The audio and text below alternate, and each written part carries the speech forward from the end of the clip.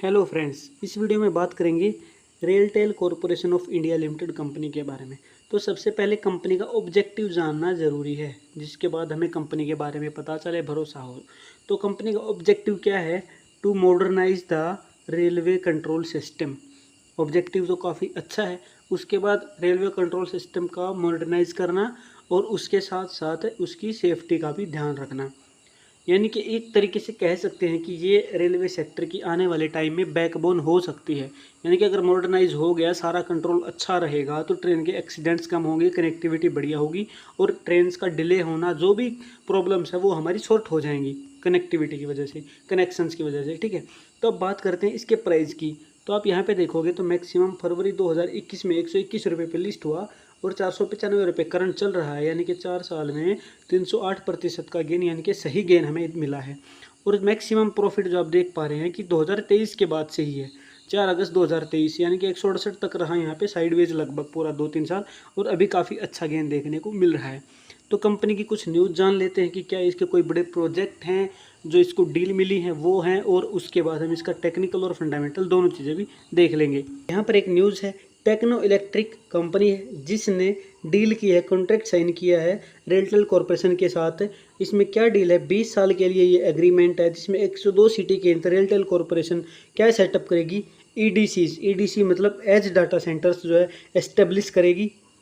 तो ये एक बड़ी न्यूज़ है, जिसके बाद से जो टेक्नो इलेक्ट्रिक है इसके प्राइस में गेन देखने को मिला और प्राइस जो है 1600 के आसपास चला गया। अगर दूसरी न्यूज़ की बात करें तो दूसरी न्यूज़ में ईस्टर्न रेलवे की तरफ से कॉन्ट्रैक्ट मिला, 70.93 करोड़ का वर्क ऑर्डर मिला है कंपनी को, जिसमें जैसा कि इस कंपनी का नाम है वैसा इसका काम है।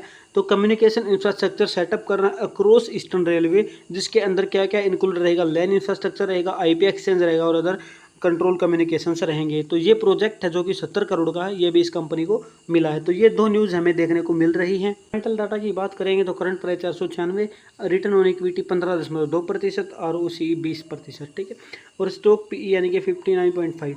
अदर कंपैरिजन के साथ अगर पीयर कंपैरिजन देखेंगे तो यहाँ पे आप देख सकते हैं एकदम आसानी से आपको साफ साफ चीज़ें दिख रही हैं कि पीयर कंपैरिजन में अदर जो भी कंपनी है, टेलीकम्युनिकेशन सर्विसेज जो कंपनी है, उनके कंपैरिजन में जो कंपनी का पीई है वो बहुत कम है। यानी कि स्टॉक अगर कंपैरिजन करते हैं तो और कंपनियों के कंपैरिजन में ये स्टॉक सस्ता मिल रहा है, यानी कि प्राइस इसका सही है।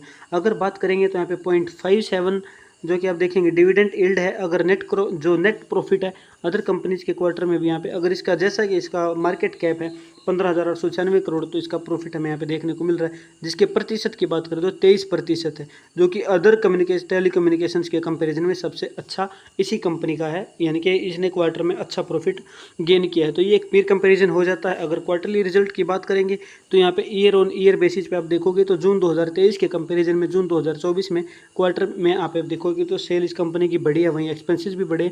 अगर नेट प्रॉफिट की बात करेंगे तो इस कंपनी का नेट प्रॉफिट भी हमें देखने को मिल रहा है कि जो 38 करोड़ से 49 करोड़ हो चुका है, और अर्निंग पर शेयर भी बढ़ी। यानी कि आने वाले टाइम में स्टॉक में हमें अच्छी यहाँ पर बढ़त देखने को मिल सकती है। अगर पैटर्न को हम डेली बेसिस पे कर दें और हम कैंडल्स को लाइन में कन्वर्ट कर दें तो यहाँ पे हमें हेड एंड शोल्डर पैटर्न दिख रहा है, जिसके बाद से लगभग 11% की गिरावट हमें यहाँ पे देखने को मिल रही है। लेकिन उसके बाद से प्राइस मूविंग एवरेज 100 के ऊपर आके रिट्रेस हुआ है और यहाँ से हमें अच्छा मूवमेंट यहाँ पे अपने देखने को मिल रहा है। अगर हम इसको दोबारा से कैंडल्स में कर दें और पिवट इंडिकेटर लगा लेते हैं तो प्राइस हमारा पिवट पॉइंट लाइन पे आ चुका है। यहाँ पे मार्केट साइडवेज कंसोलिडेट कर रही है।